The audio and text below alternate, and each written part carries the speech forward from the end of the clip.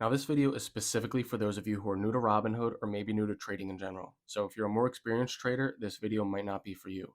This is going to be the second video in a series where I break down topics on the Robinhood platform and try to make them simple and easy to understand. So if that's something you're interested in, make sure you hit that subscribe button. If you don't currently use the Robinhood app and are thinking about signing up, I'm also going to leave a link down in the description, which will get you between $5 and $200 in the stock of your choice. Also, just a quick side note before we begin, I'm doing this on a Saturday when the market's closed, just so that the prices aren't fluctuating while I'm trying to explain things. With that out of the way, let's talk about dollar cost averaging.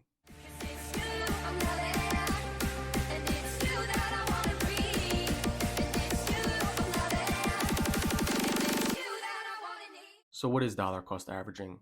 Well, it's basically you buying the same dollar amount of a specific stock, ETF, or index fund in the same regular intervals, so either every day or every week at the same exact time, regardless of whether or not the stock price might be up or down for that day. So why would we want to do this? Well, because it basically removes all bias from our investing strategy. There's a saying, time in the market beats timing the market. So when these fake stock experts on Twitter and YouTube claim that they have this magic formula for predicting stocks, they're straight up lying.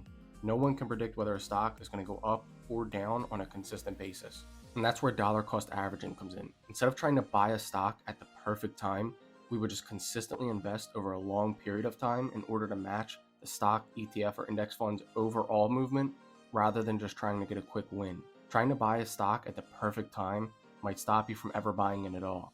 If the market's on a bull run and you're just sitting there waiting for it to come back down, you might be on the sidelines forever.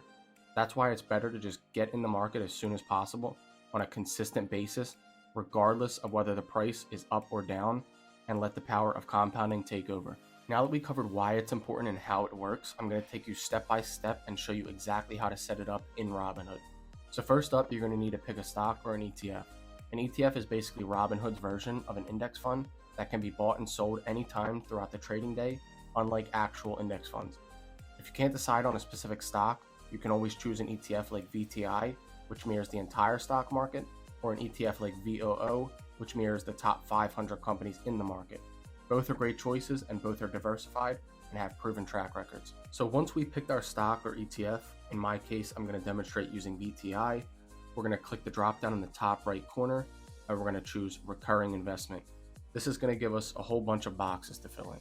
So in the first box, we're going to choose the amount of money that we want to consistently invest. So for this video, we're going to choose $5. And in the second box, we're going to choose when we want these investments to start. So we're going to choose Monday the 15th.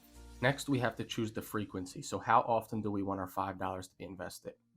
First option we have here is every market day or every trading day. So this would mean Monday through Friday. Or we have every week or every Monday. And this is only because, again, we chose to start investing on a Monday. So if we would have picked, a Tuesday or a Wednesday, we would have the option to do every Tuesday or Wednesday and so on. After that, we have every 2 weeks. And again, same thing with the Monday thing. If you would have picked to start investing on a different weekday, you would do every 2 weeks on a Tuesday or every 2 weeks on a Wednesday. And then last up, we have every month. And this gives us the 15th of every month because we chose to start investing on the 15th. So for the sake of this video, we're just going to choose every market day or Monday through Friday. Next up, we have to choose our first payment option, and we're going to leave this as buying power, which basically just means the money that you already have in your Robinhood account. And then you also have to choose a backup payment method, and this is where you would select your bank information. I'm not going to click it because I don't want my bank info coming up, but you would choose your bank information here just in case your Robinhood account doesn't have enough money in it. They'll pull from your bank account instead. Now, the important thing to remember here is to make sure that you do have enough money in your Robinhood account so that way it doesn't pull from your bank account instead.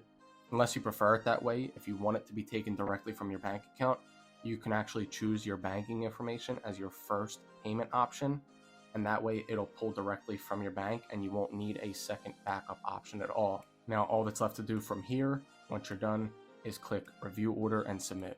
But we're not done. There's just one more thing that we have to do.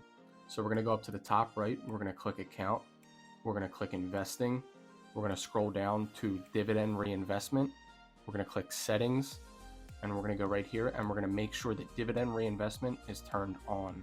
This is going to make it so that any dividends we get from our newly set up dollar cost averaging stock or ETF will automatically be reinvested without us having to do anything at all. This will make it so that our investment grows even faster, and it also makes it easier by automating things. Hopefully you guys were able to gain some value from this video, and if you did, make sure you hit that like button and subscribe to my channel. I do post weekly fitness and finance content. Also, be sure to leave a comment down below on future topics you want me to cover in this series. And as always, I will see you guys in the next video.